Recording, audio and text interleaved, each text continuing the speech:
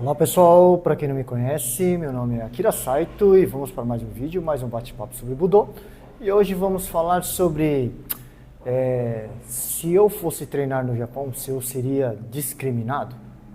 É importante, né, antes de tudo, lembrar que somos culturas diferentes, né? Então, eu acho que, em primeiro lugar, a pessoa que tenha a intenção de ir treinar no Japão, primeiro ela se atente, né, a entender as diferenças culturais, para que alguma coisa que para nós aqui no Brasil seja algo comum, né, e não ocasione dano nenhum, que isso seja realmente interpretado desta mesma forma no Japão.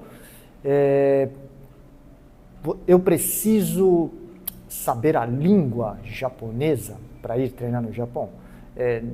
Dependendo do lugar onde você vai treinar, dependendo do dojo, em qual região esse dojo fica situado, acredito que seja assim necessário, porque se é um dojo grande e esse dojo está habituado a receber estrangeiros, né, então o inglês, neste caso, vai conseguir suprir as suas necessidades, e até porque se você está indo treinar no Japão, a ideia principal é adquirir conhecimento. Então, as explicações e principalmente os conceitos técnicos e filosóficos precisa, neste caso, de um total compreendimento, né? Então,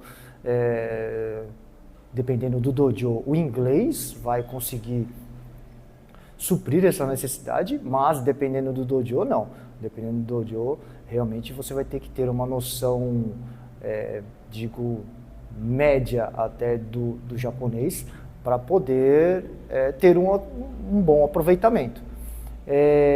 Mas caso eu não tenha, eu não saiba japonês, eu vou ser discriminado por isso? Obviamente que não, né? Qualquer palavra que você saiba em japonês, né, para o japonês, né, isso é visto como um fator de grande alegria por eles, porque uma pessoa, principalmente as que não têm descendência nenhuma, né, japonesa, ter a ideia, a vontade de aprender algo sobre a cultura japonesa faz de você uma pessoa especial, né? Então, se você souber algumas palavras, né, isso já vai fazer com que o sensei, né, ou as pessoas do dojo nutram ali, né, uma admiração, né, pelo fato de você ser estrangeiro e saber alguma coisa da cultura.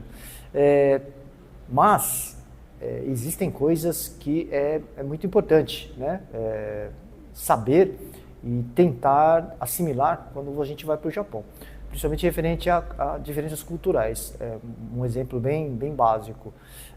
Aqui no Brasil, quando a gente pega o transporte público, seja o ônibus, o metrô, o trem, não há nenhum impedimento, nenhum problema, né, de as pessoas estarem conversando, falando alto, atender uma ligação do celular, né, ou, né, aqui no Brasil até as pessoas assistem coisas no celular, né, e isso talvez incomode algumas pessoas, mas é algo comum, corriqueiro. Isso no Japão é muito mal visto, né? Então o transporte público no Japão é algo que culturalmente se entende como o meio de transporte onde as pessoas elas estão indo ou vindo, né, indo ou voltando de compromissos, né? Então a pessoa está indo trabalhar, né, ou a pessoa está voltando do trabalho, né? Então é um meio de transporte onde se entende que as pessoas que estão ali se utilizando, elas estão cansadas, elas estão, né, num momento em que ela, né, precisa, vamos dizer assim, estar não sendo incomodada, né? Então, né, como já é né, da própria cultura japonesa, você pensa sempre na outra pessoa, né? Então, o que você faz não deve ser nunca algo que esteja incomodando, né, outra pessoa. Então, você conversar em voz alta dentro do transporte público, você pode estar incomodando outra pessoa que gostaria de estar né, num ambiente mais silencioso. Então, você ligar o aparelho celular dentro do... Você pode estar, né, exatamente incomodando a outra pessoa. Então, no Japão é muito comum você entrar nos transportes públicos e ninguém... Né, é aquele silêncio, ninguém conversa com ninguém, as pessoas, se elas estiverem usando o celular, elas vão estar de fone, de ouvido, né? Então exatamente para quê? Para que você não incomode exatamente ninguém. Então isto é um fator cultural. Então as pessoas, né, que vão para lá, elas precisam estar atentas, né, e respeitar exatamente a cultura local. Né? Então, por mais que nós tenhamos os nossos costumes, é necessário neste caso fazer essa observação para não sofrer algum tipo de discriminação. E aí a discriminação, geralmente, ela não é em função de ser estrangeiro ou não, né?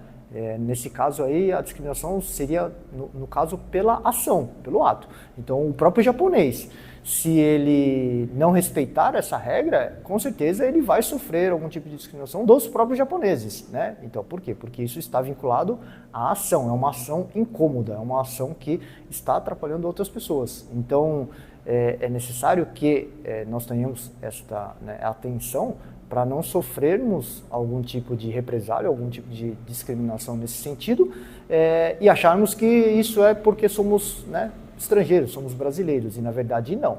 Né? E aí, lógico, né, isso tem uma associação. Então, se vários estrangeiros cometem esse tipo de ação, desse tipo de causam esse tipo de problema, as pessoas que se sentem incomodadas, elas podem associar o fato daquela ação ser uma coisa rotineira e associar isso ao estrangeiro. Então, isso realmente às vezes acontece.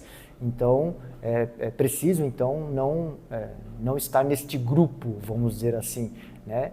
Esse grupo que comete esse tipo de infração, exatamente para a gente não ser discriminado.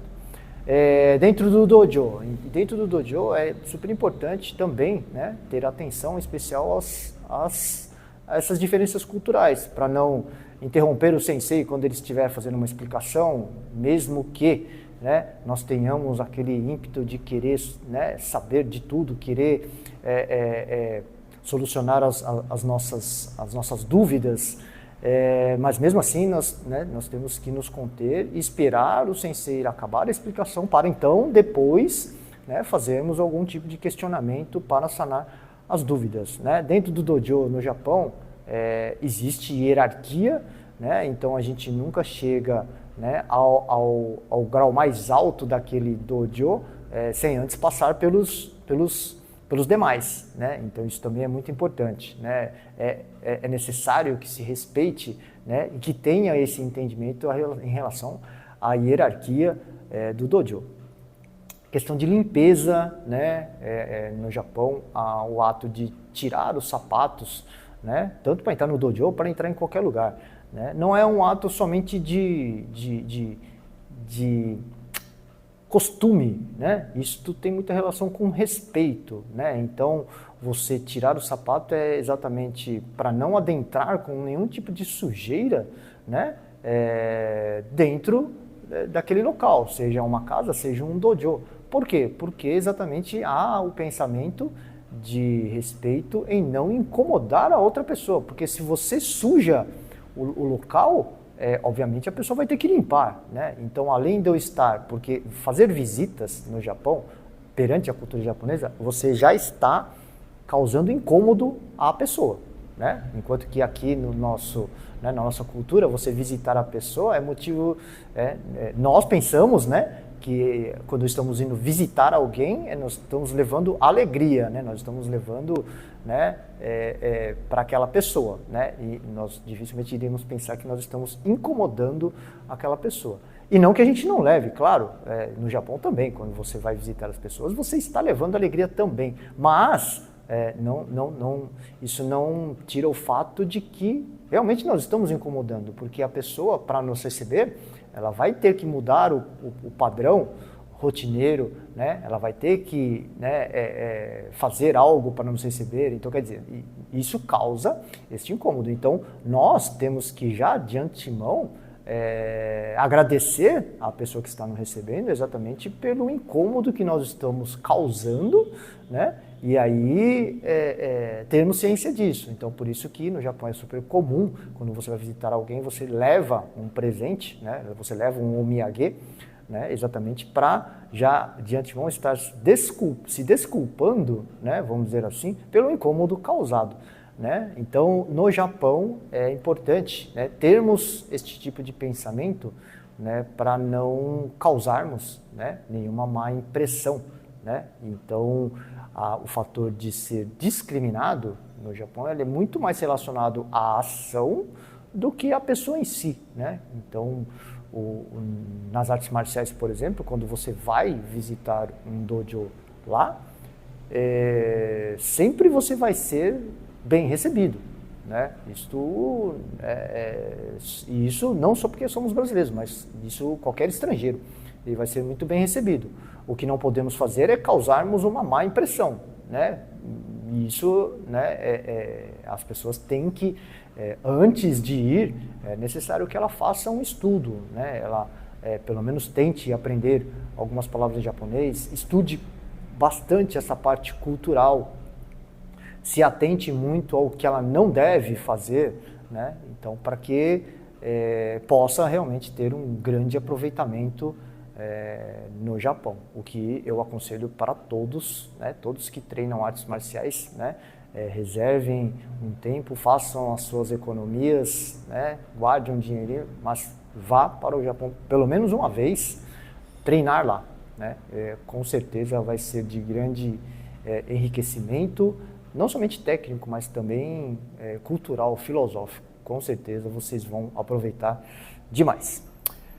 Queria saber de você, se você já foi para o Japão, já teve essa experiência lá, ou se você... Tem muitos brasileiros que vivem lá, então, né, seria legal ter esse respaldo também de quem está lá, treinando, morando no Japão.